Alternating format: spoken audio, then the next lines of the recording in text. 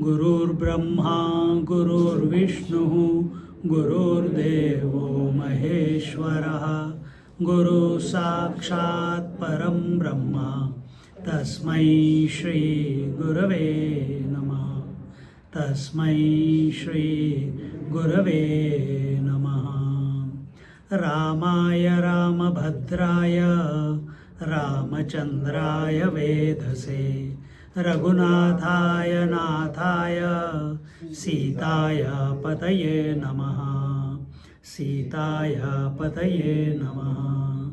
सीताय पतये नमः। दुर्गम काज जगत के जेते सुगम अनुग्रह तुम्हारे तेते। ये इस 20वीं चौपाई पे हैं हम, और यहाँ पे पिछले हफ्ते हमने शुरू की थी ये, लेकिन कंप्लीट नहीं की थी। यहाँ पे तुलसीदास जी प्रार्थना करते हुए कहते हैं कि संसार के सभी कठिन कार्य सुगम हो जाते हैं जब हनुमान जी को हम याद करते हैं। हाँ, तो और जब हम याद करते हैं, सिर्फ याद करने से सुगम नहीं होते, जब हनुमान जी हमारे ऊपर अनुग्रह करते हैं तब जाके सुगम होते हैं, तब इजी हो जाते हैं। तो यहाँ पे एक कथा आती है कि दो भाई होते थे उस ज़माने में। एक का नाम था अहिरावण, दूसरे का नाम था महिरावण। अहिरावण कब मरा याद है पंडित जी? अहिरावण मरा जब वो महिरावण। हाँ, तो अभी उसकी कहानी आएगी, सोचो। अगली क्लास में पूछूंगा फिर से। तो दोनों भाई थे। अहिरावण को, हाँ, अहिरावण को भी नीचे भेजा था, महिरावण को भी मारेंगे। हाँ, तो यू आर करेक्ट। तो अहिरावण को हनुमान जी ने पाताल लोक में भेजा और महिरावण को भी मारना था। और महिरावण की एक खासियत थी कि जब भी वो घूमता था या लड़ाई के लिए जाता था तो उसके सर के ऊपर हजारों मधुमक्खियाँ अमृत लेके उसके ऊपर शावर करती थी, बारिश करती थी। तो वो अमृत उसको हमेशा फुल ऑफ एनर्जी एंड मरता ही नहीं था वो। तो यहाँ पे और उसको शिव जी ने वरदान दिया था, क्योंकि उसने तपस्या की थी कि जब भी तुम युद्ध करोगे तो तुम्हारे को इस तरीके से तुम्हारी रक्षा की जाएगी। तो जब तक ये भंवरे हैं, जब तक वो अमृत जहाँ से भी लेके आ रहे हैं और तुम्हारे ऊपर छिड़काव कर रहे हैं, तब तक तुम्हारे को मौत नहीं आएगी। तो इसकी वजह से जब युद्ध चल रहा था तो इसकी वजह से हजारों योद्धा खड़े हो गए थे। और उसको ये भी वरदान था कि अगर तुम्हारे इसमें जो एनिमी है, जो क्या बोलते हैं एनिमी को, दुश्मन, जो दुश्मन तुम्हारे को मारेगा, अगर तुम्हारे को कोई तलवार लग जाती है, तीर लग जाता है, कुछ लग जाता है और तुम्हारा खून ज़मीन पे गिरता है, तो तुम्हारे जैसे और रावण खड़े हो जाएंगे। हाँ, तो इस तरीके से उसको वरदान था। तो अब हनुमान जी क्या करते हैं, राम जी ने हनुमान जी से कहा कि हनुमान जी इसका हम क्या करें, इसका क्या सोल्यूशन है। तो हनुमान जी सोचने लगे। तो हनुमान जी ने फटाफट, हनुमान जी को तो सब कुछ पता है क्योंकि वो इतनी स्पीड पे सब जगह, और उनके मन में भी उतनी शक्ति है। हाँ, तो उनको पता चला कि अहिरावण की पत्नी है चंद्रलेखा, जो कि एक देव कन्या है, और वो देव कन्या राम जी की भक्त है, राम जी की भक्त है।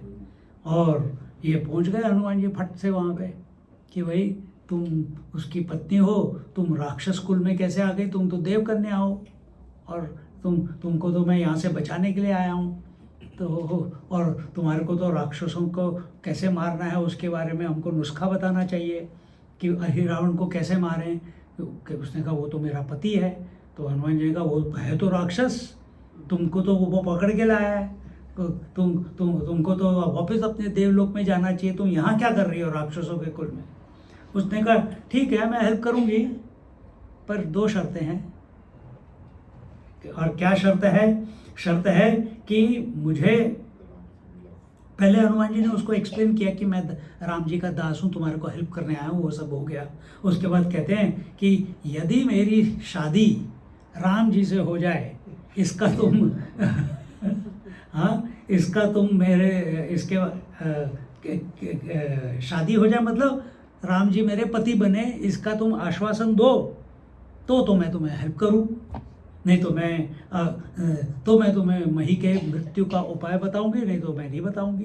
तो हनुमान जी तो ज्ञान गुण सागर, हाँ, उनकी बुद्धि का प्रताप, तो उसके बारे में क्या कहना।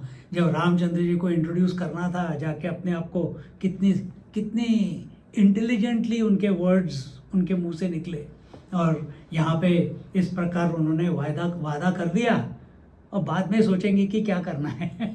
राम जी की तरफ से वादा कर दिया कि हाँ हाँ हाँ ठीक है, पर पहले बताओ। और उसने फिर बताया कि पाताल में एक अमृत कुंड है, और उसमें और वहाँ पे हजारों लाखों भंवरे अमृत को अपनी चोंचों में भर भर कर महिरा उसके सर पर वर्षा करते हैं, और उनको उन भंवरों को कोई देख नहीं पाता, उस अमृत को कोई देख नहीं पाता। हनुमान जी जैसे ही पता चला कि ऐसी सिचुएशन है, फटाफट पाताल में गए, और क्या रूप लिया उन्होंने पाताल में जाके? अग्नि रूप। अग्नि रूप लेने से क्या हो जाता है? अग्नि में भंवरे जल जाते हैं, वो अट्रैक्ट भी होते हैं और जल भी जाते हैं। तो सारे भंवरे जल के मरने लगे। फिर उनका जो राजा था उसने कहा भाई कि तुम हमें क्यों बेकार में मार रहे हो, हमने तुमसे क्या लड़ाई की है, लड़ाई मोल तो नहीं ली। तो उसने कहा, हनुमान जी ने कहा तुम तो उस मही रावण को तुम प्रोटेक्ट कर रहे हो, उसको तुम बचा के रख रहे हो। तो ये जब, और हनुमान जी कर क्या रहे थे? इन भंवरों को मार रहे थे, और उनकी चोंच में से जो क्या कहते हैं अमृत गिर रहा था उसको खुद पी रहे थे। हाँ, तो उसने राजा ने कहा कि हमें क्यों मारते हो? तो हनुमान जी ने कहा तुम दुष्ट राक्षसों की सेवा करते हो, इसलिए हम तुम्हें मारते हैं। अच्छे लोगों की सेवा करो तो हम तुम्हें छोड़ देंगे, तो तुम मेरी आज्ञा का पालन करोगे तो मैं तुम्हें छोड़ दूंगा। तो क्या करना है? उस राजा ने, भंवरों के राजा ने स्वीकार किया, और हनुमान जी राम जी के पास पहुंच गए। राम जी ने सब राक्षसों का अंत कर दिया, और अंत में हनुमान जी ने चंद्रलेखा की बात राम जी के सामने रखी कि भाई मैंने ऐसा वचन दे दिया है कि आप उससे शादी, आप उसके पति बनेंगे। तो चंद्रलेखा को लेके आए शायद। तो उस समय तो रामचंद्र जी ने उसको कहा कि हाँ, अब हनुमान जी ने शब्द दे दिया है तो मुझे मानना पड़ेगा, पर उसके लिए एक कैवियट है कि मैं इस अवतार में तुमसे शादी नहीं कर सकता, क्योंकि मैंने एक पत्नी व्रत लिया है। तो कृष्ण अवतार में मैं तुमसे विवाह करूँगा, और उस समय तुम चंद्रलेखा जाम्बवान की पुत्री बन के, जाम्बवती बन के आओगी, और तब मैं तुम्हारे से विवाह करूँगा। तो उसका भी वचन पूरा हो गया, हनुमान जी का भी काम हो गया, रामचंद्र जी का भी काम हो गया, तो सब खुश। तो ये जैसे बोलते हैं ना, क्या बोला है, दुर्गम काज जगत के जेते। सब दुर्गम जो काज है, डिफ़िकल्ट एंडेवर्स पूरे जगत में जहाँ पे भी, और वो है उनको सुगम अनुग्रह तुमरे देते, तुम्हारे होते हुए वो सब सुगम हो जाते हैं, सब आसान हो जाते हैं। और इस तरीके से हनुमान जी फिर एक और कहानी बताते हैं कि एक बार, ये पहले भी आई शायद कहीं पे, हनुमान चालीसा में ही कि कलयुग में अभी तो कुछ ही 100 साल पहले, यानी कुछ 100 साल पहले, मे बी 14, 13, 14, 15, 16 सेंचुरी में अकबर करके था राजा, शहनशाह अकबर भारत में। तो उन्होंने तुलसीदास जी को बुलाया, सुना कि वे तुलसीदास जी एक बहुत ग्रेट पोएट है, बहुत सिद्धियां हैं। तो उसने कहा मुझे भी चमत्कार दिखाओ। कहते हैं मैं लोगों को नहीं दिखाता, और तुमको तो बिल्कुल ही नहीं दिखाऊंगा। उसने उसको कारागार में बंद कर दिया। और जब तुलसीदास जी कारागार में थे, अब क्या करें, खाना पीना कुछ नहीं, तो उन्होंने हनुमान जी उधर बैठ के उन्होंने हनुमान चालीसा लिखी। और जब हनुमान चालीसा लिखी और गाने लगे तो सारे बंदर सब जगह से पूरे उस लाल किला पे आके तहस नहस करने लगे, पर्दे फाड़ने लगे, कपड़े फाड़ने लगे, किचन को इधर कर दिया, सब जो भी उधर बैठक वगैरह थी सब कुछ तोड़ फोड़। तो अकबर जो थे वो परेशान हो गए। उन्होंने कहा क्या करें। तो एक राजा टोडरमल थे, तो उन्होंने उसको बोला कि आपने तुलसीदास जी को बंद करके रखा है, आपको अगर प्रॉब्लम दूर करनी है तो उसको पहले छुड़वाओ। और तुरंत उसको बुलवाया गया कि कम आउट। तो वो बाहर आए और फिर उसने कहा आपको रिलीज करने से नहीं होता, 2 चीज़ें करनी पड़ेंगी। तुलसीदास जी कहते हैं क्या, एक तो पहले हनुमान जी का मंदिर बनवाओ। किससे? अकबर से बोला, एक तो हनुमान जी का मंदिर बनवाओ, और दूसरा तुम दिल्ली छोड़ के जाओ।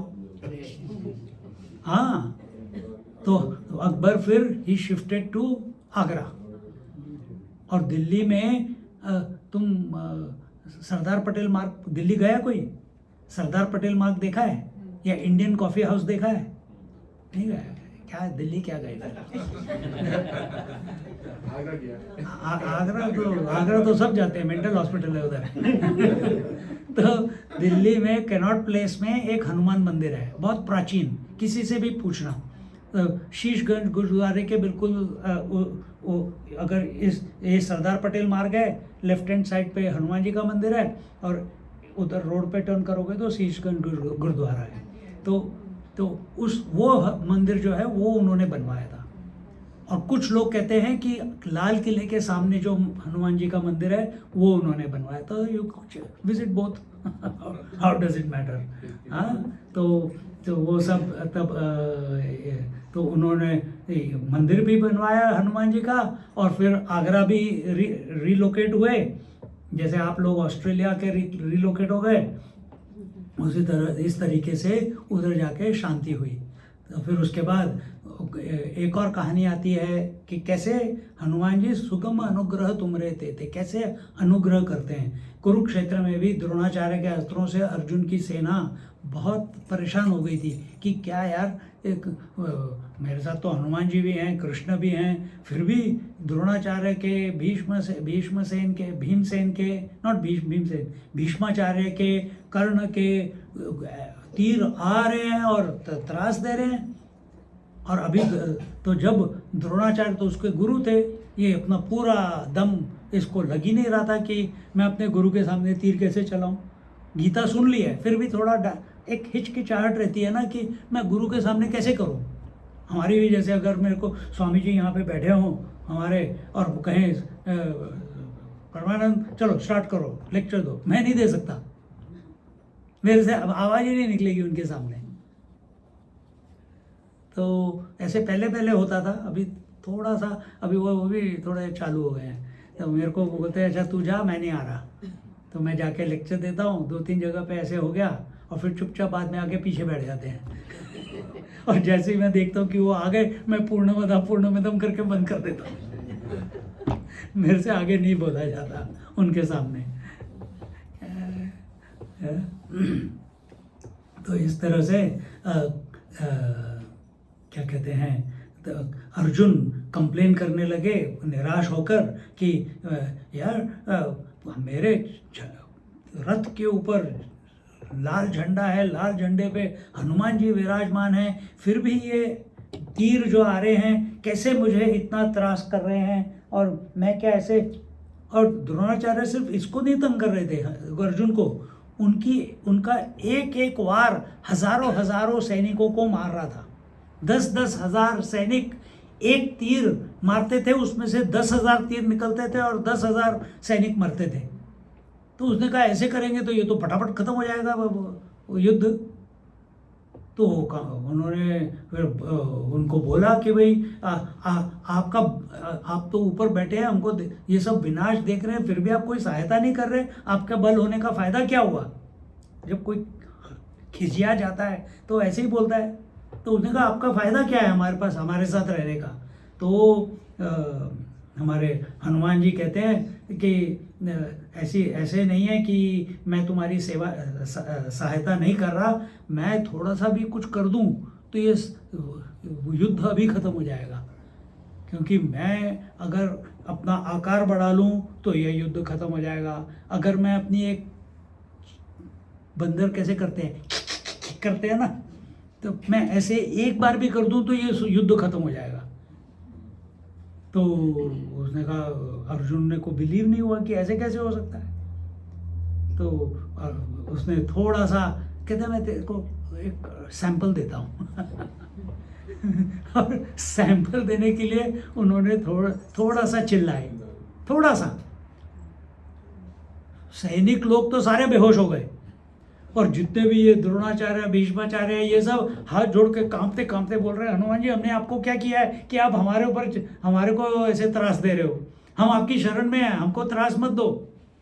तो फिर उन्होंने कहा, अर्जुन देखा क्या हो गया मेरी सिर्फ हल्की सी चीख लगाने से, तो अब क्या करें?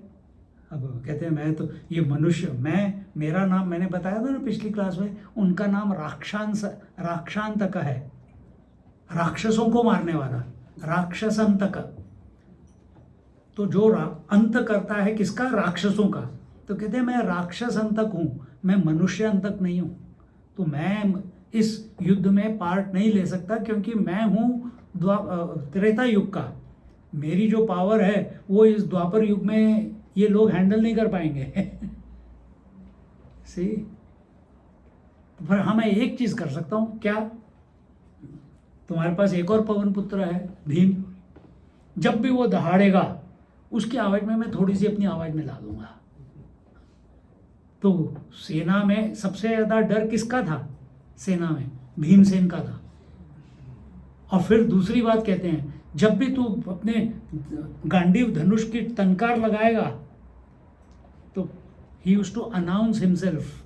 जब भी आते थे किसी से लड़ाई करनी है तो यू हैव टू अनाउंस, या तो तीर मार के। तो अर्जुन अपनी सिर्फ प्रत्यंचा खींचता था और उसकी आवाज से सबको पता चल जाता था कि अर्जुन आ गया है, और एक कंपन दौड़ता था सब में। कहते जब तू ये टंकार लगाएगा अपने प्रत्यंचा की, उसमें भी मैं अपनी आवाज ऐड कर दूंगा हल्की सी। कौन कहते हैं? हनुमान जी। तो इस तरीके से उन्होंने पांडवों को हेल्प किया। और फिर जब पूरी युद्ध कंप्लीट हो गया, उसके बाद जब उसके बाद जब कृष्ण भगवान अपने रथ को वापस कैंप में लेके आए, पांडवों के कैंप में, तो कैंप उसमें से हनुमान जी उतर गए और निकल गए अपने उस पे से, क्या कहते हैं, झंडे में से। नमस्कार किया कृष्ण को और निकल गए। उसके बाद कृष्ण का, अर्जुन तू पहले उतर, पहले तू उतर। और तो नहीं आप उतरिए ना, नहीं तू उतर। नहीं, पर क्यों? आप मेरे से बड़े हैं, आप मेरे इष्ट हैं, ये है वो, कुछ नहीं, तुम उतरो पहले, तुम इष्ट हो तो इष्ट की सुनो।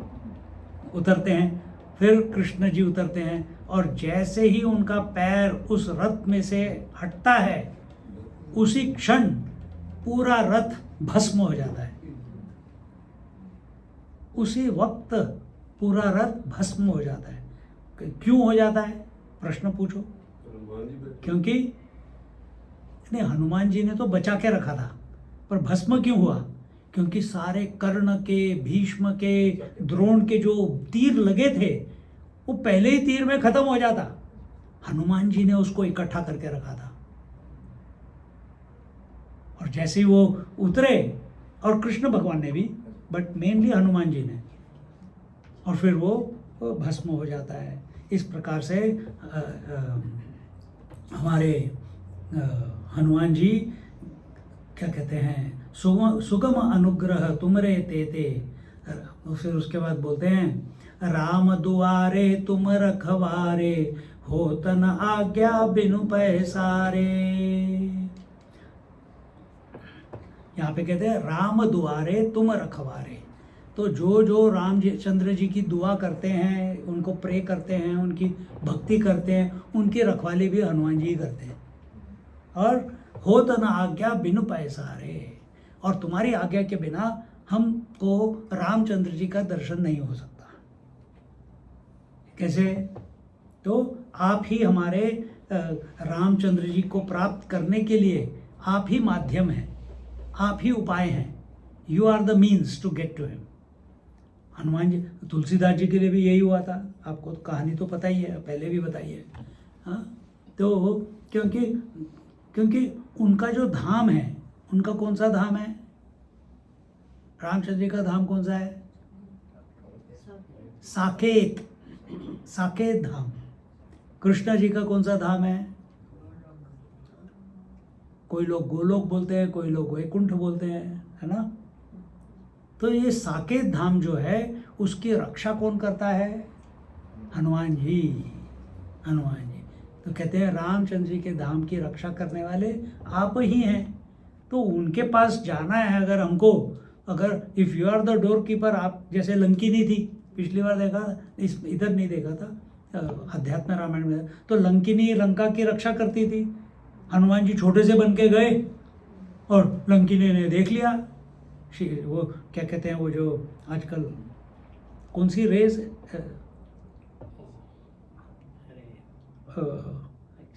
एक्सरेज या लेज़र रेज, तो कोई भी जाएगा तो एकदम से उसको करंट लग जाएगा या जल जाएगा या मर जाएगा।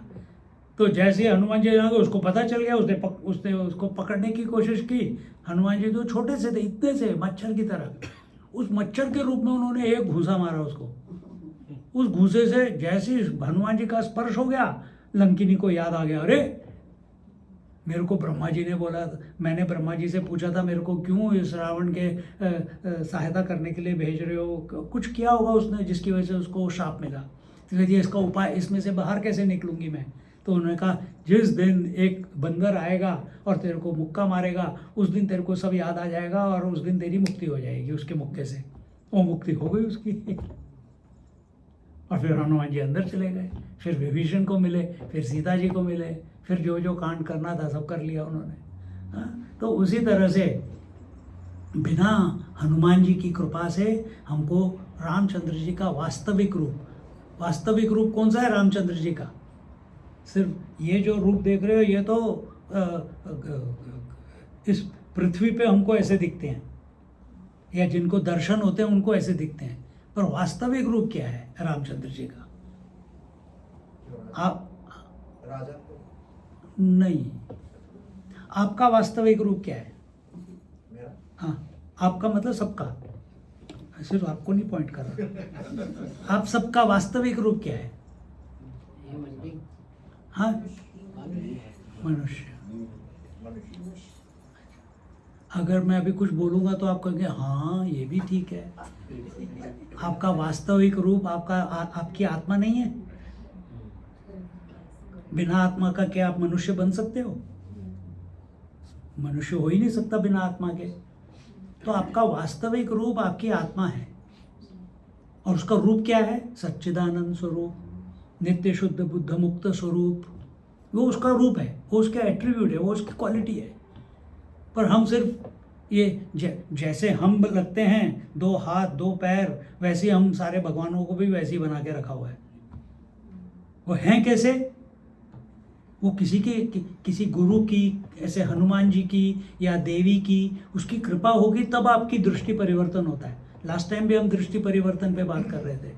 तो दृष्टि परिवर्तन तब होता है। तो यहाँ पे कहते हैं हनुमान जी जब तक कृपा ना करें तब तक हमको रामचंद्र जी का वास्तविक रूप, हमको उसका दर्शन नहीं होगा।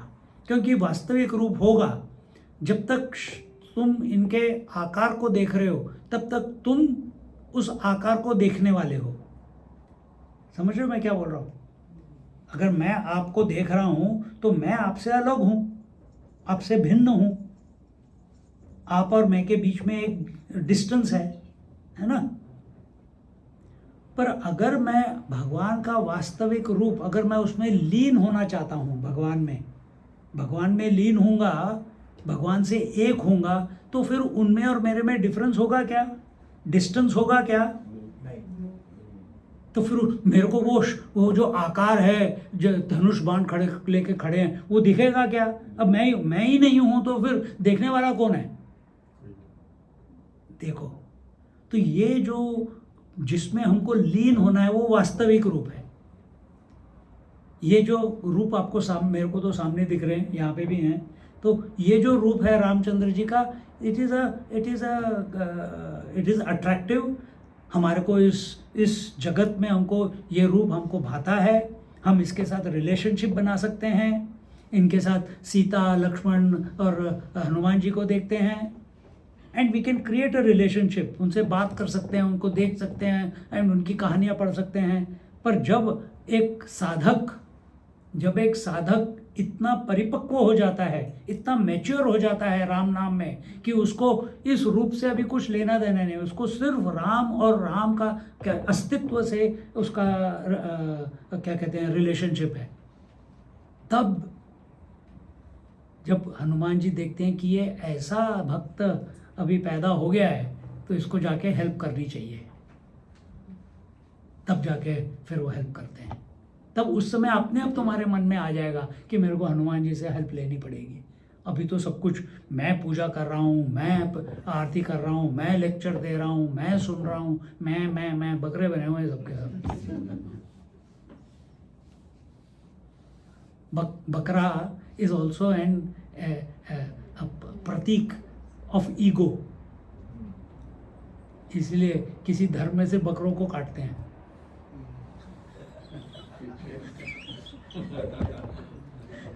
नेपाल में होता है, सब जगह होता है, सिर्फ नेपाल में नहीं, सब जगह होता है। यहाँ नहीं मिलता इतना, अच्छा यहाँ पे गोट चीज मिलता है।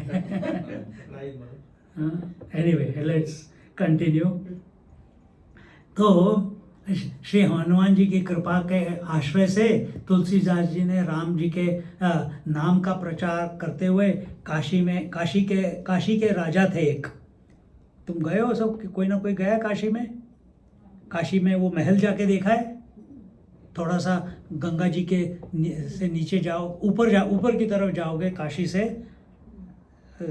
तो on the other side of the Ganga ji वहाँ पे एक किला है। तो वो काशी राजा का बहुत प्राचीन है वो किला, बहुत ही प्राचीन। वहीं पे अंबिका, अंबालिका जो भीष्माचार्य अपने उन लड़कों के लिए लेके आए थे, वहीं से उनको जो उठाया था उन्होंने। तो ये, और Kashi Raj is because Kashi is famous. तो काशी जो राजा थे वो भी हमेशा ही धार्मिक रहे, बहुत ही विद्वान रहे, और उनके बच्चे भी, लड़कियां हों या लड़के हों, वो भी काफ़ी विद्वान रहे, तो ओवर जनरेशन्स। तो ऐसे काशी राज के इस पर्टिकुलर, जब तुलसीदास जी थे तब वो जो काशी राजा थे वहाँ पे, उनको लड़की हो गई, लड़का हुआ ही नहीं। तब कहते हैं कि मैं क्या करूँ, अब मैं किसको ये अपना राजपाट किसको सौंपूँ, ये तो गड़बड़ हो जाएगी, तो क्या करें? तो उन्होंने तुलसीदास जी को बुलाया। तुलसीदास जी कुछ करो, मेरे को समझ नहीं आ रहा है कि क्या करना चाहिए, मैं आपकी शरण में हूँ, कुछ आइडिया लगाओ। तो उन्होंने हनुमान जी को बुलाया, की प्रार्थना की, राम जी का नाम लिया और लड़की को लड़का बना दिया। लड़की को लड़का बनाया, राजा खुश, प्रजा खुश, टेंशन ओवर। तो और कैसे किया ये? राम नाम से। राम नाम से कुछ भी मुमकिन है। अगर नहीं मानते तो तुलसीदास रामायण पढ़ो, और उसमें शुरू में क्या आखिर में हर आपके जीवन की हर परिस्थिति के लिए कोई ना कोई सॉल्यूशन दिया है उधर, शुरू में आखिर में, मेरे को अभी याद नहीं आ रहा। एनी सिचुएशन, फाइनेंशियल सिचुएशन, बच्चे की सिचुएशन, पढ़ाई की सिचुएशन, हेल्थ की प्रॉब्लम, शादी नहीं हो रही उसकी प्रॉब्लम, शादी हो गई उसकी प्रॉब्लम, कोई भी प्रॉब्लम, दिमाग की प्रॉब्लम, दिल की प्रॉब्लम, मन की प्रॉब्लम, सो मैनी लिस्ट लगी हुई है उधर। और कौन सी चौपाई है, कौन सा दोहा है, कौन सा सोटा है, कौन सा छंद है, वो सब उधर बताया हुआ है। पर तुम तो कुछ और पढ़ते हो ना, तुम एक्चुअल तुलसी रामायण नहीं पढ़ते, तुम किसी और जी की पढ़ते हो ना।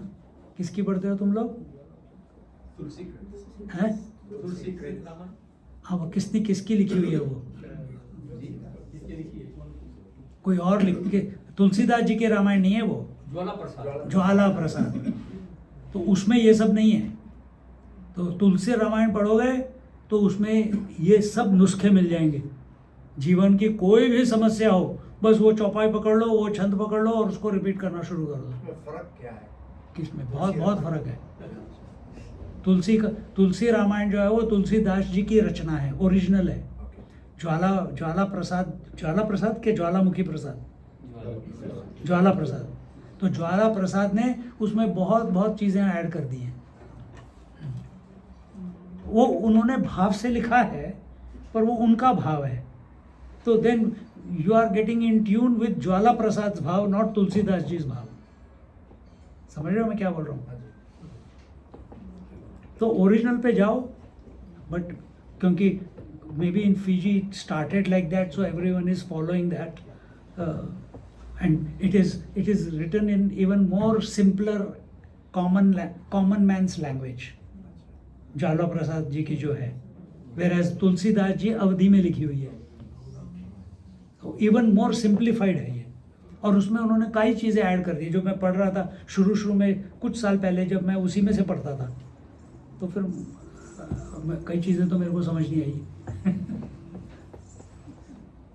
तो you continue, I am not saying don't, but घर में तुलसी रामायण होनी चाहिए और उसमें सारे जीवन के उत्तर हैं। जैसे आप दुर्गा सप्तशती पढ़ी है कभी? कईयों ने पढ़ी होगी। तो उसके आखिर में जाओ, रोग निवारण मंत्र, इसमें इस पूरे दुर्गा सप्तशती में कहाँ पे आया था रोग निवारण, महारोग निवारण? तो जैसे कोविड कोरोना, उसके लिए भी मंत्र दिया हुआ है। कोविड का नाम नहीं लिया, पर महारोग, एपिडेमिक के लिए, जीतने के लिए, मन शांति के लिए, to become the lord of the universe, उसके लिए अलग अलग चीज़ों के लिए उधर मंत्र दिए हुए हैं। तो उसी तरह से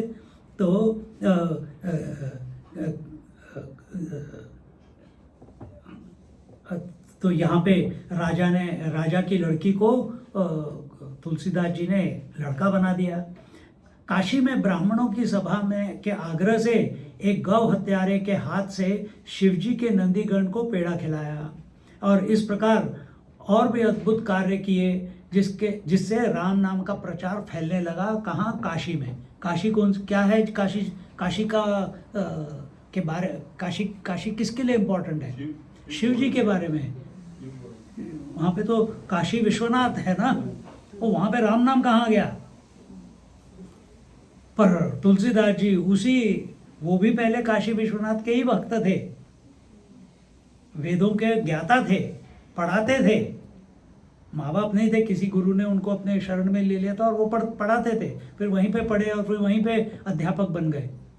और फिर जैसे जैसे पढ़ते पढ़ते ज्ञान आते आते उनकी साधना और परिपक्व हो गई, तो फिर उनको हनुमान जी के प्रति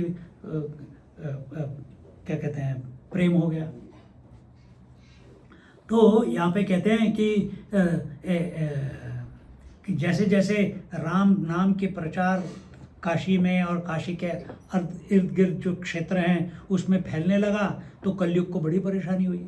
उसने कहा यार ये तो मेरा कलयुग है, इसमें राम नाम कैसे? अब यहाँ जहाँ राम नाम हो रहा है वहाँ पे मैं जा नहीं सकता, ये तो गड़बड़ है। My territory is becoming less. ये तो, पर जैसे त्रेता युग राम जी का था, द्वापर युग कृष्ण भगवान का था, ये कलयुग मेरा है। कली नाम ही बोल रहा है कलयुग, तो इधर तो मेरा प्रभाव है। तो और जहां तुम राम नाम है वहां पे सत्य है, वहां पे कोई झूठ नहीं बोलता। और कलयुग सिर्फ झूठ, चुगली, आर्ग्यूमेंट्स, चोरी, मदिरा एक्सेट्रा ऐसी चीज़ों को बढ़ावा देता है और लोगों को उकसाता है। लड़ो, आर्ग्यू करो, बाल खींचो एक दूसरे के, ड्रग्स लगाओ, सबको बर्बाद करो। See? क्योंकि पॉपुलेशन कम कर रही है बहुत ज़्यादा पॉपुलेशन हो गई है। तो बड़ा वो परेशान हो गया। तो कलयुग अपने हाथ में तलवार लेकर आधी रात्रि में तुलसीदास जी के पास आया और कहने लगा, ये मेरा युग है और इस युग में सत्य का प्रसार करने जो भी करेगा उसको मैं दंड दूंगा और मैं तुम्हें भी दंड दूंगा और तुम्हारा नामो निशान इस संसार से निकाल दूंगा और कहीं तो ना तुलसीदास रहेगा ना तुलसी रामायण रहेगी। तो मैं तुम्हारे और यह हमने भी अनुभव किया है, कलयुग में झट से तुम्हारा नाम कुछ बदनाम हो जाता है। समवंडर्स, कैरेक्टर असैसिनेशन, समडर, पीछे से कोई 10 लोग बोलेंगे ये ऐसा है ऐसा है ऐसा है, सब मानने लग जाते हैं, कोई चेक नहीं करेगा, विदाउट एविडेंस, पर सब मानना शुरू कर देते हैं। क्यों? क्योंकि अरे वो तो बड़ा भक्त है, उसने बोला है तो बहुत सच्ची बोला होगा। अब वो कपटी भक्त है तो तुम्हें कैसे पता? या वो बहुत अमीर है, उसने बोला है तो सच्ची बोला होगा। जैसे पॉलिटिशियन भी अमीर होते हैं और पोजीशन होती है, हर चीज़ वो बोलते हैं वो सच थोड़ी ना होती है, पर हम मान लेते हैं कि उन्होंने बोला है तो सच ही होगा। तो उस तरीके से वो कहते हैं कि मैं तुझे तुलसीदास, मैं तुझे सत्य का प्रचार नहीं करने दूंगा और कोई देवता इस सृष्टि में नहीं है जो तेरी सहायता कर सकता है, क्योंकि ये मेरा युग है। Ultimate warning. तो जब इस तरीके से कलयुग ने आके उनको ललकारा, धमकाया, डराया, तो तुलसीदास जी अपमानित फील हुए, लेकिन कैसे सहन करेंगे कि कैसे सत्य को मैं ना बोलूं? राम नाम सत्य, राम नाम ही सत्य है। हम उसको जब कोई मरता है तभी बोलते हैं, अरे पूरी जिंदगी भर बोलो राम नाम सत्य है, पर मरते हुए मुर्दे को क्या समझ आ रहा है? राम नाम सत्य है। सोचो, जिंदगी भर नहीं बोलेंगे राम नाम सत्य है, जब मर गया उसके बाद बोलेंगे। एनीवे, तो कहता है कि कोई देवता तेरे को बचाने नहीं आएगा, क्योंकि उनकी औकात ही नहीं है।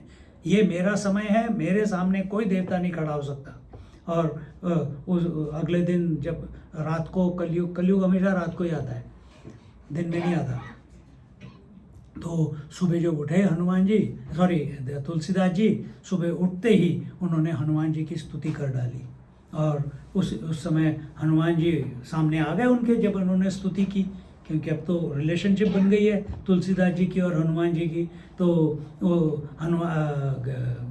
उन्होंने कहा कि इसका मैं तो उपाय नहीं कर सकता जब तक कि मेरे को ऊपर से ऑर्डर नहीं आता, और ऊपर से ऑर्डर अभी तक तो आया नहीं है।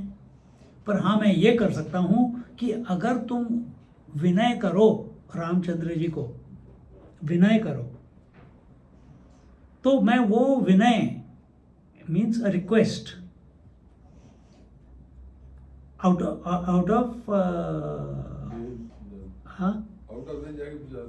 Not out of the way, out of surrender, out of need, out of आपने नाम सुना है विनय पत्रिका? कभी नहीं सुना? तो जिंदगी बेकार हो गई।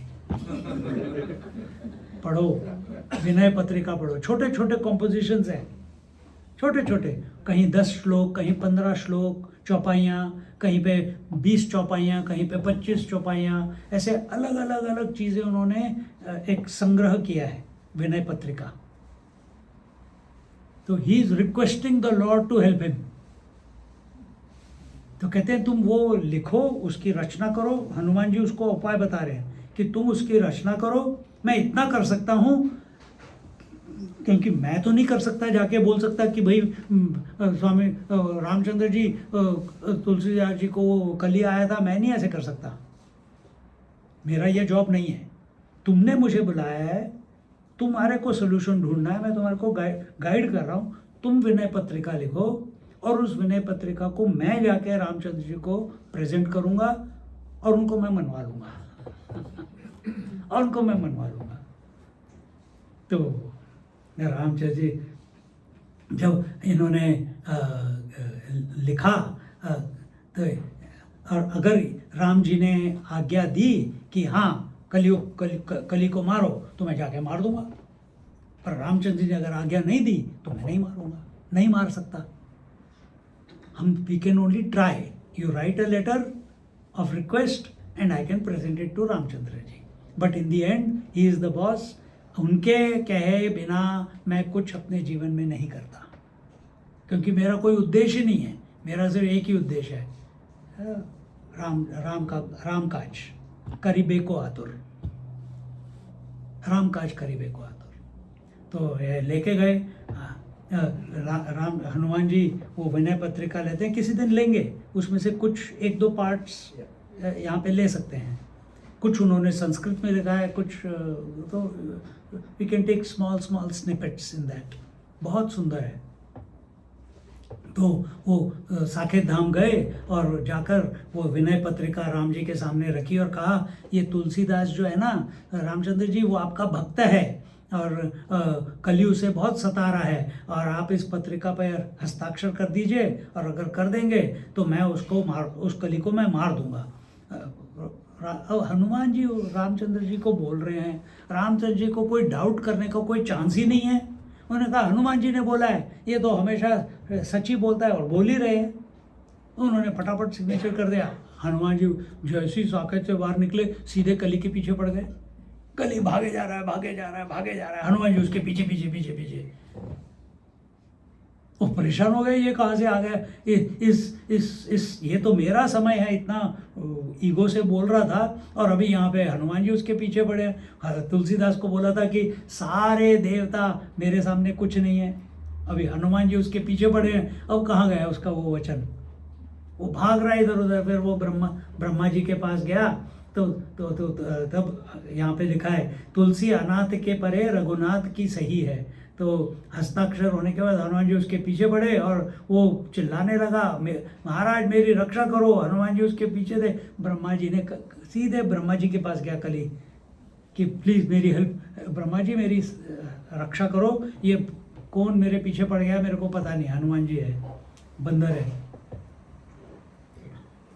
तो ब्रह्मा जी ने देखा, उठ गए, अपने ध्यान में से बाहर निकले। हाँ भाई क्या बात है, ये देखो कैसे हो रहा है, वो मेरे पीछे पड़ा हुआ है, मेरा तो ये समय है, this is my time according to the scheme of the whole universe, और मेरे को ऐसे क्यों त्रास दिया जा रहा है। तो ब्रह्मा जी ने कहा, तूने राम के भक्त को तूने त्रास दिया है, इसलिए हनुमान जी तेरे पीछे है। पहले तू संकल्प ले कि मैं किसी राम भक्त को त्रास नहीं दूंगा, then you are allowed to continue in the Kalyug. नहीं तो मैं भी कुछ नहीं कर सकता, हनुमान जी आके जो कर देंगे कर देंगे। तो जहाँ जहाँ राम नाम है वहाँ कलयुग का इफेक्ट कम है। कम है मतलब डिपेंड करता है आपकी इंटेंसिटी क्या है, आपकी भक्ति कितनी है। तो इस तरीके से तो ब्रह्मा जी हनुमान जी को बोलते हैं, आज के बाद ये कभी भी किसी भी राम भक्त को त्रास नहीं देगा, तो इसलिए इसको भी जाने दो, क्योंकि ये इसका समय भी है। और क्योंकि इन पापियों का ख़त्म करने के लिए इस कली को हमने ये समय दिया है, कलयुग का। अब ये याद रखना, बेशक कलयुग 4,32,000 कुछ साल लंबा है, मीन्स 432,000 ईयर्स, बट फिर भी it is the smallest of the 4 yugas. कलयुग का डबल द्वापर युग, कलयुग का ट्रिपल त्रेता युग, कलयुग का 4 times Satyuga. That is making one cycle of creation, one Chaturyuga. तो अब इसके बाद जो युग आएगा वो सतयुग होगा. वो कितना लंबा होगा? अभी मैंने बताया, Kalyug times 4. And then again the cycle will begin. फिर अगेन हिरण्यकशिपु, फिर अगेन वामन अवतार, सब होता रहेगा. फिर मत्स्य अवतार, ये वो सब होता रहेगा. हर साइकिल में होता है अलग अलग तरीके, थोड़ा सा tweaking here tweaking there, but story वही रहती है.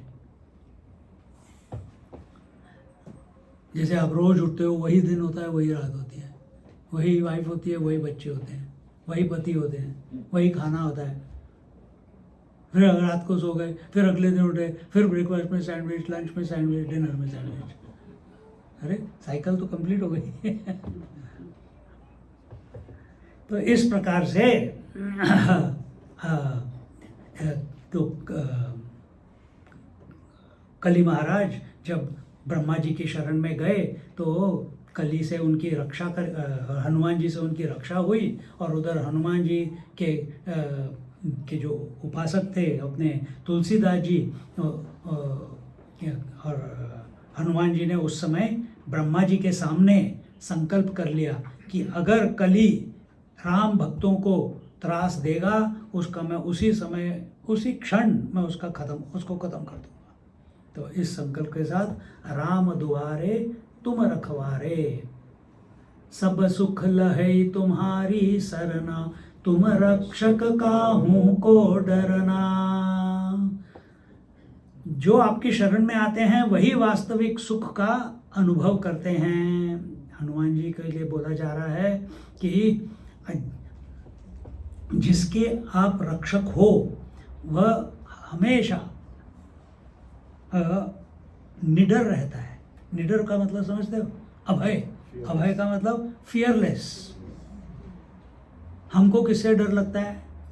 अभी छिपकली दिख गई तो आधे लोग मंदिर से बाहर निकल जाएंगे. अरे छिपकली. अभी ऊपर से अगर एक स्पाइडर लटकता हुआ दिखाई दिया तो और बाकी के आधे भाग जाएंगे. या थोड़ी देर में कोई सांप दिख लिया यहाँ पे तो फिर जो एक दो मैं जैसे बैठा हूँ वो मैं भी भाग जाऊंगा. हाँ? तो हमको छोटी छोटी चीज़ों से किसी ने, मैंने सुना था लास्ट वीक कुछ ब्रेक इन हुआ था. कितने लोग डर गए थे और कितने लोग नॉर्मल थे. हाय राम, ऐसे कैसे हो गया? अपने मंदिर को कैसे हो गया? भगवान ने ऐसे कैसे होने दिया? अरे, और उस समय मैंने क्या बोला था उसी दिन? मेरे को उस चोर को भगवान की ज़्यादा ज़रूरत होगी कि इसलिए वो मूर्ति लेके गया था. देखो, तो भगवान अपना प्रचार खुद करवा लेते हैं. कन्वर्जन उनका काम है, हमारा नहीं है. कैसे किसी को पकड़ना है वो उनकी मर्जी. आके वो कुछ भी कर सकता था, वो कुछ नहीं किया, उसने सिर्फ मूर्ति लेके गया. बी हैप्पी फॉर हिम कि एक और डोनेशन देने वाला मिल गया. अभी पता नहीं कौन है, दे देगा बाद में. तो जो अब हमारे जीवन में भय कहाँ से आता है? सोचो. जहाँ, बोलो, तुम कुछ बोलो. माइंड. हाँ, भय तो मन में ही है, पर आता कहाँ से है? Come to the principal. भय कहाँ से आता है? वो तो अंदर तो आता ही है, पर कहाँ से यानी because of what you feel fear. Guilt तो मेमोरी की वजह से है. Outside world. Okay, outside world. Unawareness of thing. I will take his point. Outside world. तो हम fear comes, but there has to be a stimulus ना. बाहर से आता है. हाँ, तो एक स्टिमुलस चाहिए. जैसे आपके अंदर पति है, पर बीवी नहीं होगी तो पति थोड़ा ना बाहर निकलेगा, है कि नहीं? तो पत्नी सामने चाहिए तभी पति निकलेगा, है कि नहीं? तो उसी तरह से भय सबके अंदर है, पर उसको कोई स्टिमुलस चाहिए।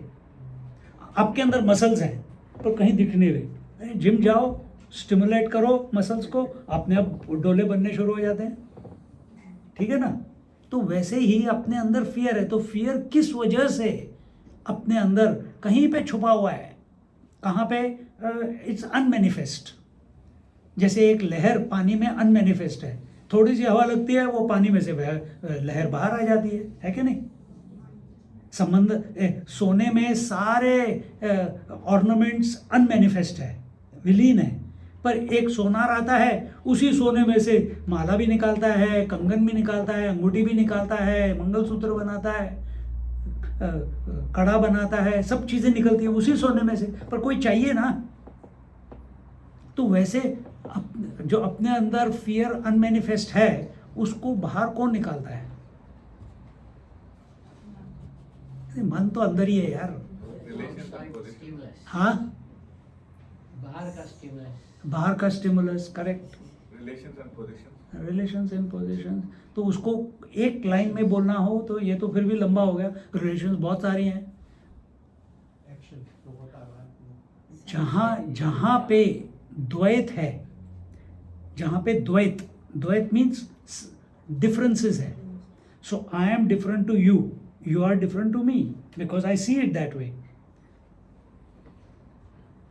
द्वैतात् भयम भवति, संस्कृत श्लोक है। Where there is two, there is fear. Maybe it is out of love, maybe it is out of hate, but fear is there. So when there is love, then fear of losing that love. Where there is hate, then there is no one to hate now. अब मैं किसका गुस्सा कहाँ निकालूँ? ये भी problem होती है। तो तीन जगह, एक होता है, इसको बोलते हैं भय। हमको एक तो आपने बोला जो दिखता है बाहर, जो दिख रहा है उससे बाहर क्या दिख रहा है? पूरी सृष्टि दिख रही है। पूरी सृष्टि तो आपके कंट्रोल में नहीं है ना? पूरी सृष्टि तो आपके कंट्रोल में नहीं है। देखो आपका अपने घर में चलो, किसी के घर में मैं जाता हूँ अभी भी, बहुत दिनों से उसने बुलाया नहीं, फ़ोन करना चाहिए। हाँ, तो उनके घर में when you go from lounge front room to the family room, there is a slight step, और जब भी मैं जाता हूँ मेरा टो उधर लगता ही है और मैं लंगड़ा होके बाहर निकलता हूँ उनके घर से। तो 2-3 बार हो चुका है। अब जो 2-3 बार हो गया, अभी मेरे मेमोरी में घुस गया है कि यार इधर बड़ा ध्यान देना है, इधर बड़ा ध्यान देना है, इसके घर में जाके मेरे को बड़ा ध्यान देना है। वो स्टेप है। और हर बार मैं उसको बोलता हूँ यहाँ पे कुछ एक ऐसा एंगल लगा दे तो people can just walk over. Swami ji, I have also broken my toe like that, but my husband doesn't do it. मैंने कहा you don't ask him, you call one carpenter and put some plank there, because many people will be breaking their toe like this. तो ये मेरे हाथ में है कि मैं अपने पैर के अंगूठे को चोट ना आने दूं। समझ गए? मेरे हाथ में है। कैसे होगा? नहीं होगा अगर मैं सतर्क रहूंगा। If I am alert and I am aware, then this mistake will not happen and I will not hurt myself. But now because it has happen 2 times, now fear has entered into me. Oh yeah, next time I have to be very careful when she has called me home, I hope I don't hit my toe again there. That thought itself is out of fear. I hope I don't hit myself again. See? So first thing is all those things which are in your control and you are not exercising alertness, उससे आपको भय होता है। जैसे मैंने अभी एक example दिया, अगर आपको पता है कि आपकी वाइफ के अंदर काली कराली महाकाली का रूप है, इन्वोक मत करो जानबूझ के, और अगर वो प्रकट हो गई फिर भागो। पर आपके हाथ में है कि इन्वोक करना है कि नहीं करना है। नहीं तो हम अपने डिफॉल्ट में लगे हुए हैं कि ये कर दो, वो कर दो, चाय ठंडी है, चाय हमेशा ही ठंडी देती हो, गर्म नहीं देती, हमेशा चाय देती हो, पकौड़े नहीं देती, पकौड़े देती हो, और उसके साथ सॉस नहीं देती, किसी दिन तो फिर वो भड़केगी। और तुम अपनी तकिया कलाम में लगे हो कि इट इज़ माय वाइफ। ये नहीं पता कि उसके अंदर एक काली कराली महाकाली है, दुर्गा माता खड़ी है, हैं? तो what I am with these two examples, मैं क्या बताना चाहता हूँ, जो आपके जीवन में कंट्रोल कर सकते हो आप उधर कंट्रोल एक्सरसाइज नहीं कर रहे। फिर दूसरा फियर हमको आता है उन चीज़ों से जो अपने कंट्रोल में नहीं है। कैसे? क्या चीज़? अर्थक्वेक आ गया, हमारे कंट्रोल में नहीं है। क्लाउड बर्स्ट हो गया, हमारे कंट्रोल में नहीं है। कल आज 32 डिग्रीज था, कल 15 डिग्रीज है, हमारे कंट्रोल में नहीं है ना? एक्सीडेंट हो गया, हमारे कंट्रोल में नहीं है, किसी ने पीछे से आके मार दिया, क्या कर सकते हो? You know, I was standing at the right, I follow all the rules, but someone came and hit me. It's not your fault. Nobody is saying it is your fault. but हो जाता है, क्या करेंगे? अब एक बार हो गया, 2 बार हो गया, फिर बार बार देखते रहोगे और फिर तुम किसी को जाके मारोगे डर के मारे। पर all those situations which are not in your control, उनसे भी हमको डर लगता है कि क्या अब ये वॉर हो रहा है, पेट्रोल इतना ऊपर जा रहा है, क्या हो जाएगा, क्या हो जाएगा? सबको जो होना है वही तुम्हारे को भी होगा। नहीं, फिर खाने पीने का उनको नहीं मिलेगा तो तुमको भी नहीं मिलेगा। फिर पानी का क्या? फिर पानी पी के जियो। Be ready for it. Whatever happens, the whole country is going to face it. You are not taken out specifically कि नहीं इसी को जाके तंग करेंगे, इसी के लिए पेट्रोल ज़्यादा है। चाइना की तरह नहीं है, वहाँ पे तुम्हारा कार्ड, तुमने अगर कुछ गलत किया है, हेल्प नहीं किया है तो तुम्हारे ऊपर डीमेरिट पॉइंट्स आ जाते हैं। हमारे को डीमेरिट पॉइंट्स मिलते हैं ना, वहाँ पे सोशल डीमेरिट पॉइंट्स है। And then you can not get loan too, you can not do many things. तो उस तरीके से नहीं। So second is, first was things which are in your control and you are not exercising control, उनकी वजह से हमको fear हो जाता है क्योंकि 1-2 अनुभव कहीं हो गए हैं। फिर those things which are out of our control, जो हमारे कंट्रोल में नहीं है, जैसे अर्थक्वेक, लाइटनिंग, एक्सीडेंट्स, ये हमारे कंट्रोल में नहीं है, उनसे हमको डर लगता है। और तीसरा हमको डर कहाँ से लगता है? किसी ने बताया था पहले, अपने अंदर से, अपने मन के विचारों से, अपने मन की हमने जो मेमोरीज इकट्ठी की हुई हैं दुनिया देख के। हमें कुछ नहीं हुआ अभी तक, पर और उसके साथ ऐसे होता, शायद आई होप मेरे साथ ऐसे ना हो। क्यों होगा भाई? क्यों इनविटेशन दे रहे हो ऐसे सोच के? मत दो। तो ये तीन चीज़ों से हमको भय आता है, और ये तीनों चीज़ें हनुमान चालीसा में इंक्लूडेड है। भूत पिशाच निकट नहीं आवे, महावीर जब नाम सुनो, आया है ना एक जगह। तो ये एक ही, that which is not in your control, वो उसको हनुमान जी शांत कर देते हैं।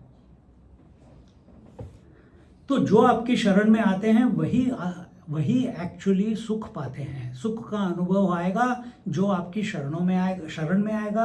हनुमान जी की शरण में जाओ मतलब रामचंद्र जी की शरण में जाना। और इस तरह से आप हमेशा जो आपकी शरण में आते हैं उनका आप रक्षण करते हैं और उनको आप अभय कर देते हैं, आप उनको फियरलेस कर देते हैं। मैं जब कैलाश जाता हूँ तो एक बार मेरे साथ एक 74 year old doctor, surgeon from Coffs Harbour, he came with me, और 74 years old and he's carrying his super duper camera with lenses, ये वो, मैं ये करूँगा, उठा तो पा नहीं रहे, तो एक शेरपा को उठाना पड़ रहा है। पर रोज रात को उनको वो कैमरा चाहिए और सोएंगे मेरे साथ ही, नहीं मैं स्वामी जी के साथ सोऊंगा। तो सोते थे और कैमरा साथ में रखते थे। और फिर कभी आज I think tomorrow it is weather क्या है ये, अच्छा मैं लेंस चेंज करता हूँ, उसका फिल्टर चेंज करेंगे, ये करेंगे वो करेंगे। अगले दिन सुबह उठे और ऑक्सीजन वैसे ही कम था, इधर उठ के इधर उधर देखा, उनको अपने कैमरा के लेंसेज मिले ही नहीं जो अलग अलग कलर्स के थे। और हमने पूरा बिस्तर ऊपर से झाड़ लिया, मैट्रेस उठा लिया, कहीं नहीं मिला। स्ट्रेंज। तो अब सब मेरे वेट कर रहे हैं, सत्संग शुरू होनी है, उसके बाद ब्रेकफास्ट करना है, फिर हमको आगे बढ़ना है। तो कहते हैं स्वामी जी आप जाओ, अभी हमने सब अपना कर लिया, अभी मैं हनुमान जी को इन्वोक करता हूँ। और मैं अगर मैं ऑपरेशन कर रहा हूँ और मैं कहीं अटक जाता हूँ, मैं कुछ कर रहा हूँ, मैं अटक जाता हूँ, मैं हमेशा हनुमान जी को बोलता हूँ और मेरा को सॉल्व कर देते हैं। और मैं बाहर गया, मैंने त्र्यंबकम यजामहे शुरू कर दिया लोगों के लिए, और बैठे थे हम, इतने में ये आ गए बाहर, और आंखों से मैं पूछा क्या हुआ, क्योंकि अंदर बैठ के उन्होंने श्री गुरु चरण सरोज शुरू किया। अभी 2-3 चौपाई भी नहीं बोली होगी, उनको दिख गया कहाँ पे पढ़ा था उन्होंने, अपने पिलो के नीचे ही रखा था, और हमने वो ही नहीं उठाया था, बाकी सब पूरा कमरा ऊपर नीचे कर दिया था हमने। उनको मिल गया। कहते कहीं कभी भी मेरे जीवन में प्रॉब्लम होता है, मैं हनुमान चालीसा बोलता हूँ, मेरा सोल्यूशन कर देते हैं वो। देखो, तो ऐसी श्रद्धा होनी चाहिए से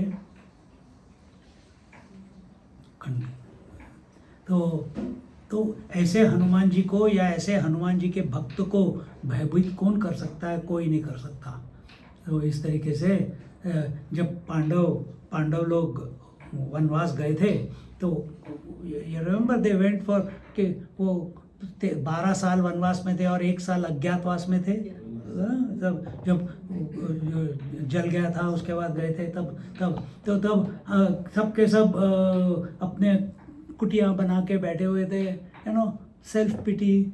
हमारे जीवन में हम तो राजा महाराजाओं के पुत्र हैं, हमारे डैडी पांडु पुत्र थे, वो राजा थे, हमारे को देखो क्या है। हमारी पत्नी Draupadi, she is a queen, she was a princess of Drupad क्षेत्र, एंड हम देखो यहाँ पे ना हमारे पास खाने पीने को है, ना हमारे पास सेना है, ना हमारे पास अच्छे कपड़े हैं, ना हमारे पास हीरे जवाहरात हैं, ना हमारे पास महल है। तो हमारी क्या हो गया है? सेल्फ पिटी, एक दूसरे को कंप्लेन कर रहे हैं सब पांडव। और हमारे तो श्री कृष्ण जो स्वयं भगवान नारायण के अवतार हैं, नारायण खुद श्री कृष्ण हैं, वो हमारे प्रति सहानुभूति रखते हैं, फिर भी हमारा यह हाल है। और ऐसे सोच ही रहे थे कि इतने में, जैसे ही वो सोचते थे उस ट्रिप में 13 इयर्स में, जब भी उन्होंने कृष्ण के बारे में सोचा, कृष्ण जी एकदम से प्रकट हो जाते थे। कहते मैं यहीं से जा रहा था, आ जाते थे। तो जैसे ही कृष्ण जी आए तो उन्होंने उनको बिठाया, आसन दिया, सत्कार किया, माला वगैरह पहनाई, फटाफट पहना के, और उनके सामने रोने लगे कि भगवान कि क्या है ये, हम भिक्षा मांगने के नौबत पे आ गए, हमको बाहर जाके खाना ढूंढना पड़ता है, लोगों से भीख मांगनी पड़ती है। भीख नहीं मांगते, भिक्षा मांगते हैं। भीख तो भिखारी अलग होते हैं, पर ये इन्होंने क्योंकि वो वस्त्र, ब्रह्मचारी के वस्त्र पहने हुए थे, तो वो भिक्षा मांगने जाते थे। तो भगवान कृष्ण ने रोने, यानी कंप्लेन करने लगे। रोना मतलब कंप्लेन करना। तो फिर अभी जैसे कल के कमरे में, घर में बैठा था, किसी का फ़ोन आया, स्वामी ji I want to come. मैंने कहा आ जाओ। तो पति और पत्नी दोनों आए। तो अब मैं आए हो तो फिर मेरे को तो नेचुरली मैं पूछूंगा किस लिए आए हो भाई। कहते हैं नहीं बस मैं आपको देखना था। मैंने कहा देख लिया, नहीं फोटो ले लो। नो आई वांटेड टू स्वामी। फिर गंगा जमुना सरस्वती, रोना, आदमी रो रहा है, पत्नी उसको देख रही है, क्योंकि उसी ने उसको चाबी दी थी स्वामी जी को जाके मिलते, क्योंकि he was a bit restless at home, रात को सो नहीं पा रहा था। तो उसने कहा स्वामी जी को जाके मिलो। तो ले आए। तो मैं क्या करूं, मैं क्या कहूं, मेरे को पता ही नहीं सिचुएशन क्या है। तो मैं जितना मेरे को इंट्यूटिवली पता चला, मैंने उसको बोल दिया कि वो किसी लोगों को नहीं मिलते, बच्चों को बाहर नहीं जाने देते, पत्नी को बाहर नहीं जाने देता। मैंने कहा थोड़ा चिल कर, थोड़ा पार्क में घूमने जा, मूवी जा, बच्चों को ज़रा बाहर ज़्यादा पैसे नहीं खर्च करने, तो सिर्फ आइसक्रीम तो खाने जा सकता है। तो हाँ स्वामी जी, हाँ स्वामी जी, हाँ स्वामी जी, यस स्वामी जी, यस स्वामी जी।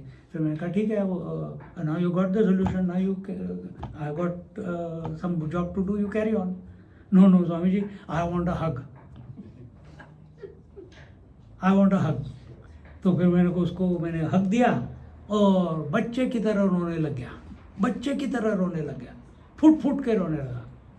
क्यों उसको भी पता नहीं, पर एकदम मेल्ट हो गया। फिर ऐसे लगा अब हल्का हो गया मैं।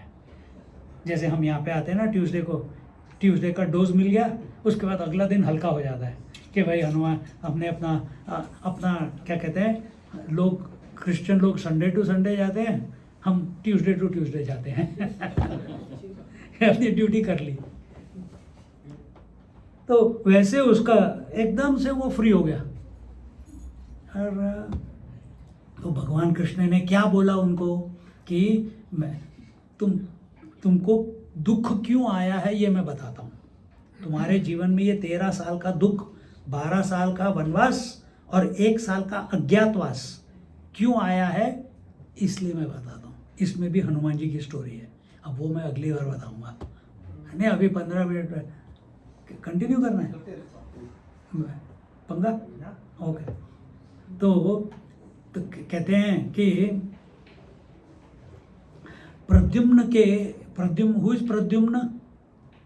प्रद्युम्न इज कृष्ण भगवान का पहला बेटा, याद है। तो प्रद्युम्न को राक्षस उठा के ले गया था, राक्षसी उठा के ले गई थी। कहाँ ले गई थी? वो अपने सऊदी अरेबिया, टर्की, ईरान इस तरफ। तो फिर ये जाके उसको बचा के लेके आया था। तो रुक्मिणी का पहला बच्चा, कैसे पति हो, अपने आप को भगवान बोलते हो, मेरा बेटा भी नहीं बचा पाए, ये वो हैं हूँ ही हूँ सब। जाके वो इवेंचुअली वो रुक्मिणी का रोना धोना उसको चुप कराने के लिए तब मैं कृष्ण भगवान दुर्वासा जी के पास गए और दुर्वासा जी के सामने रुक्मिणी को उपदेश दिलवाया। दुर्वासा ऋषि, याद है ना, जो गुस्सा वाले। हाँ, तो उन्होंने रुक्मिणी को बोला कि तुम ये हनुमत मंत्र पढ़ो, हनुमान जी तुम्हारा काम सब ठीक कर देंगे। किसको? रुक्मिणी को। तो रुक्मिणी हो गई हनुमान जी की भक्त। और जब रुक्मिणी हनुमान जी की भक्त हो गई तो उनका मंत्र पाठ करने लगी, उनकी पूजा करने लगी और इवेंचुअली उनका बेटा उनको वापस मिल जाता है। कृष्ण ही जाके बचाते हैं पर आ जाता है। तब से रुक्मिणी माता हनुमान जी की कंटिन्यूसली पूजा करती रहती है। तो एक बार द्रौपदी द्वारिका आई थी, तो उसने वहाँ पे रुक्मिणी से देखा कि ये हनुमान जी की पूजा कर रही है। तो उसने कहा, ये क्या कर रहे हो तुम? कहती है, ये तो हनुमान जी है, ये हनुमान जी की पूजा करती हूँ, मेरे को दुर्वासा जी ने बताया। कहती है, तो मैं भी कर सकती हूँ। हाँ, तुम भी कर सकती हो, कैसे करनी है? उन्होंने उनको सिखा दिया। तो तब से हमारी द्रौपदी भी हनुमान जी का व्रत करने लग गई। और एक दिन हनुमान जी का व्रत करते करते जब वो घर में कर रही थी, तो उस समय अर्जुन उनके कमरे में मंदिर में आ जाता है। और अर्जुन आके देख के कहता है कि ये किसकी पूजा कर रही हो? कहती है, हनुमान जी की। हनुमान जी की क्या करती हो? ये क्या कर लेंगे? वो तो पिछले युग में थे, अभी क्या कर लेंगे? अभी तो इस दुनिया में सबसे श्रेष्ठ धनुधर मैं हूँ, मेरी पूजा किया करो। अर्जुन द्रौपदी को बोल रहा है। और द्रौपदी वो और खुश हो गई। कहती है, मैंने तो सोचा ही नहीं, तुम तो। And she used to love Arjun more than all other brothers, याद है, क्योंकि ही वन हर ना, उन्होंने उसको जीता था। तो उसको प्रेम अर्जुन से बहुत है, बाकियों से नहीं है इतना। तो जब अर्जुन ने बोला कि मेरी पूजा करो, वो खुश हो गई। उसने वो हनुमान जी की पूजा बंद कर दी। और उस पूजा में यहाँ पे कुछ लिखा है कि पूजा में 13 गांठों वाला एक सूत का धागा रखा जाता है। कहीं पे ये प्रथा है, कहीं पे ये प्रथा है कि एक धागा लेते हैं, उसमें 13 गांठें बांधते हैं। मैंने देखा है पर मैंने कभी पूछा नहीं, क्योंकि पता, I thought it was just a superstition. पर अभी मैंने जब पढ़ रहा हूँ तो मेरे को समझ आ रहा है कि हाँ, अरे ऐसे भी कहीं पे लिखा है, इसीलिए लोग प्रैक्टिस कर रहे हैं। I thought it was a superstition. तो 13 गांठें बांधते थे। और उन्होंने इसी वजह से, क्योंकि उन्होंने हनुमान जी की पूजा छोड़ दी, तो वो 13 गांठें मतलब ये 13 साल। तो 12 गांठें मतलब 12 साल का वनवास और 1 साल का अज्ञातवास। तो कृष्ण कहते हैं, ये सब उधर सब बैठे हैं, द्रौपदी बेटी और 5 भाई पांडव, और उन 5 के सामने, 6 के सामने बोल रहे हैं, the whole problem is because of this culprit Arjun. It is because of this Arjun. अब इसका क्या तोड़ है? अब क्या करें? नहीं, अब इसी की वजह से तुमको 12 साल तो निकालने पड़ेंगे और 1 साल अज्ञातवास करना ही पड़ेगा। और अगर फिर भी तुमने पूजा नहीं की हनुमान जी की, तो अगला 12 और 1 13 साल फिर से गारंटीड है। क्योंकि दुर्योधन ढूंढ रहा है उनको। जयद्रथ ढूंढ रहा है, सब कौरव सेना पूरी ढूंढ रही है उनको कि ये कहाँ ये तीनों 6 के 6 कहाँ खो गए। They couldn't find him, they were in the Matsya Pradesh. पर लास्ट दिन पकड़ लेता वो, only because of few minutes difference, few minutes. क्योंकि जब बृहन्नला अर्जुन जब वो आके तीर छोड़ता है, जब वो तीर छोड़ता है तब ऑलरेडी 13 साल कंप्लीट हो चुके होते हैं अकॉर्डिंग टू द एस्ट्रोलॉजी। तो भीष्माचार्य नहीं मानते, द्रोणाचार्य नहीं मानते, कृपाचार्य नहीं मानते, कहते हैं कि नहीं समय हो गया पूरा। पर दुर्योधन कहता है नहीं, मैंने पकड़ लिया, एंड ये वो तो हठी था। तो यहाँ पे कृष्ण कहते हैं कि इसका ये 12 साल का वनवास और 1 साल का अज्ञातवास तो आपको भोगना ही पड़ेगा, इससे कोई छुटकारा नहीं है। और इस तरीके से और उसी समय उसी क्षण जब अर्जुन को पता चला ये सब की सब जो त्रास मिल रहा है उसकी वजह से है, उसका घमंड चूर चूर हो गया और वो कृष्ण के पैरों में पड़ गया कि सर महात्मा जी, भगवान अपने, उनको तो सखा बोलते थे, सखा मुझे माफ़ करो। वो भगवान के चरणों में गिरा और कि बोला कि हमारी रक्षा करो। भगवान ने कहा कि मैं तो नहीं रक्षा कर सकता क्योंकि गलती तो तुम्हारी है और तुमने मेरे प्रति तो कोई गलती नहीं की है, तो मैं कैसे रक्षा करूं? जिसके साथ तुमने गलत किया उसको उससे रक्षा मांगो। तो उन्होंने हनुमान जी को बुलाया, हनुमान जी फट से प्रकट हो गए। उन्होंने कहा कि भगवान कृष्ण ने कहा तो नहीं, भगवान कृष्ण के सामने आए और कहते हैं कि महाराज आपने कैसे याद किया? तो भगवान कृष्ण ने कहा ये देखो ये रो रहे हैं, ये सब दुखी हैं, इनको देखो, इनके ऊपर दया करो और इनकी रक्षा करो, क्योंकि ये क्या कहते हैं ये धर्म की तरफ से ये पांचों पांडव हैं।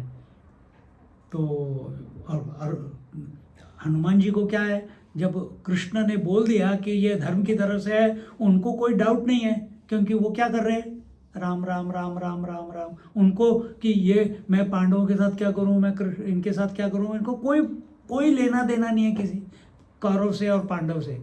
अब कृष्ण ने उनको इन्वोक किया इसलिए वो आए। कहाँ पे थे वो? कहीं बैठे होंगे महेंद्र पर्वत के ऊपर राम नाम जपते हुए। अब यहाँ पे आ गए, now he is also involve. तो उन्होंने कहा कि इनके ऊपर दया करो, इनकी रक्षा करो। तब कि ऐसे मनुष्य कृष्ण भगवान कहते हैं ये मनुष्य जो है ना, ये तुच्छ प्राणी है, इसके ऊपर इतना क्रोध ठीक नहीं है हनुमान जी। तो हनुमान जी जब ऐसे ही बोलते हैं, सुनते हैं, तो कृष्ण भगवान कहते हैं कि ये इनके ऊपर कृपा करो, इनके ऊपर दया करो। आपको पता है, आपको तो सब कुछ पता है हनुमान जी कि अभी आगे कुछ सालों में महाभारत का युद्ध होने वाला है और उसमें आपका भी योगदान होगा। तो आपको तो इनकी तरफ से ही इनकी साइड लेनी है, क्योंकि ये धार्मिक हैं, ये धर्म की तरफ से लड़ रहे हैं। तो इनके ऊपर दया करो, अभी इनको त्रास देना बंद करो।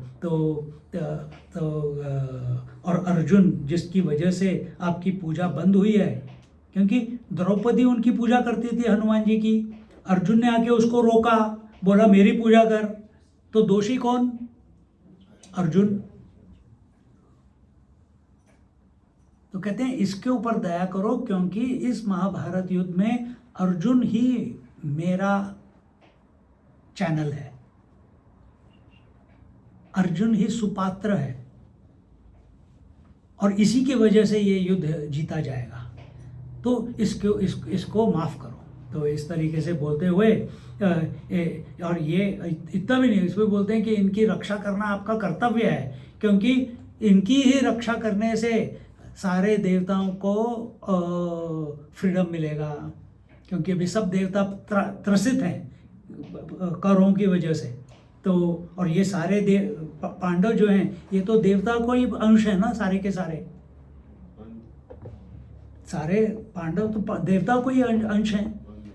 तो उन्हीं इनका रक्षा करो। तो भगवान कृष्ण ने तो इसके फिर उधर ही उन्होंने हनुमान जी से प्रॉमिस ले ली, क्या कि जब युद्ध होगा, हनुमान जी हाँ हाँ बोल रहे हैं, फिर कहते हैं जब युद्ध होगा आप अर्जुन के रथ के ऊपर ध्वजा पे विराजेंगे।